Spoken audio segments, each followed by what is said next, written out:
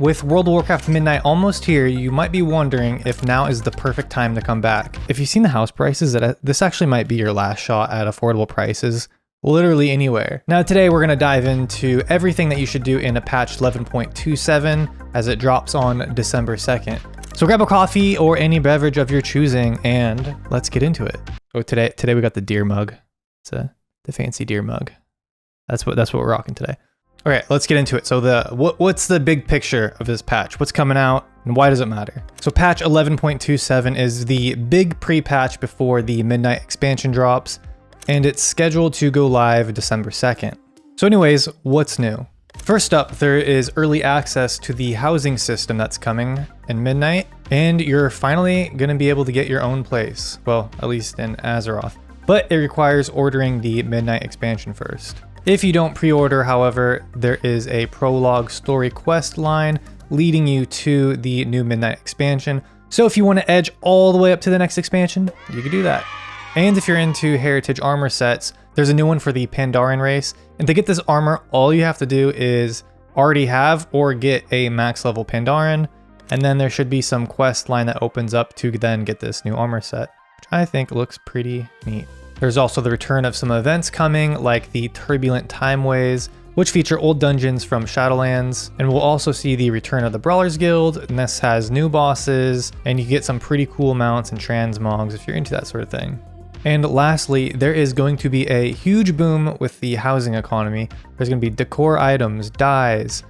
So check out auction house sales and kind of see what's going on there, because I think there's going to be some real gold to be made there. Creating decor is going to be a huge thing in a patch 11.27, and to do that, professions are going to be key. But we'll dive more into that later.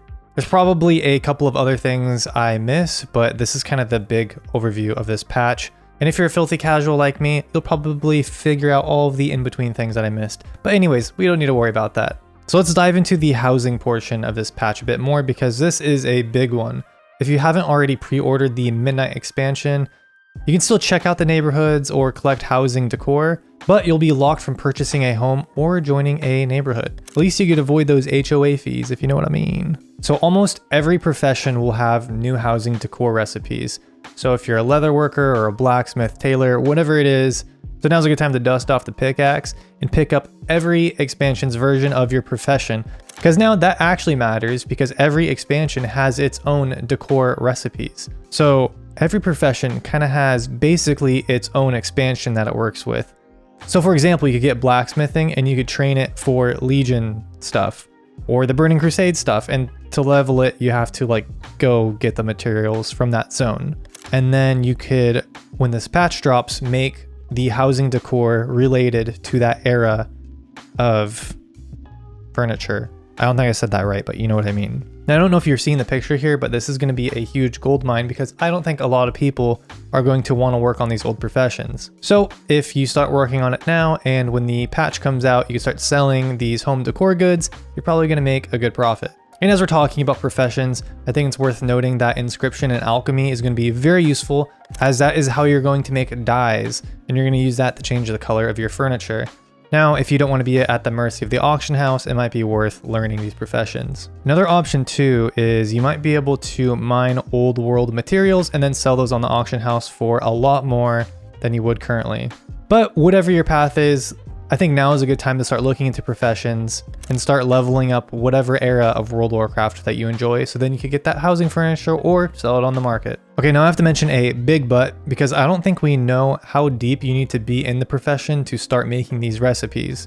So there's a chance that you might be making them right off the bat without having to go very deep into your profession. And if that's the case, then maybe these items won't be worth as much as I think they will, but I guess we'll just have to stick around to find out.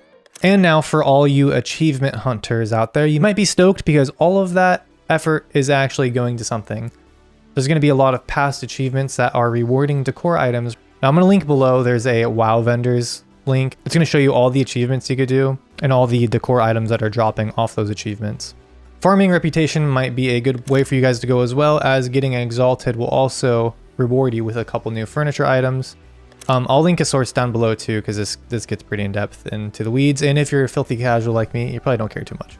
And if you're curious how much all this stuff is going to cost, well, there's basic decor vendors in the housing neighborhoods currently in the beta, and they're selling chairs, tables, and carpets, etc. Many of these items are selling for less than 150 gold a piece. But I do have to note that, say if you want 6 chairs, well, that's 6 times 150, and that adds up to a lot of dosh. So if you're big on housing, you might want to get a nice gold cushion going and farm some gold now. Alright, with the housing out of the way, let's dive into the event side of things. So there's going to be multiple reoccurring events and modes returning in patch 11.27, offering bonus XP, gear, and yes, decor adjacent opportunities. First up, we got the Turbulent Timeway event and a time walking event from December 2nd to February 10th. There's going to be huge XP boost and gear, so this will be the perfect time to level up an alt if you have one just laying around. There will also be the Winds of Mysterious Fortune, which is also giving XP boost and extra rewards. The Brawlers Guild is also making a return with new bosses, achievements, and decor and mount rewards. I really like these events because it gives you a good chance to catch up with your alts, or if you just haven't played for a while, this is a good time to hop back in because you're going to catch up very quickly. Next, if you haven't checked out the lore walking section of World of Warcraft yet, this is essentially a character in-game that gives you a new way to experience old expansions stories. And in patch 11.27, Lore Walker Cho is getting some new stories that feature the Blood and Void Elves, which is a good segue into the Midnight expansion. Essentially, he's retelling the story of the Scourge attack on Silvermoon and the Lich King's assault on the Sunwell.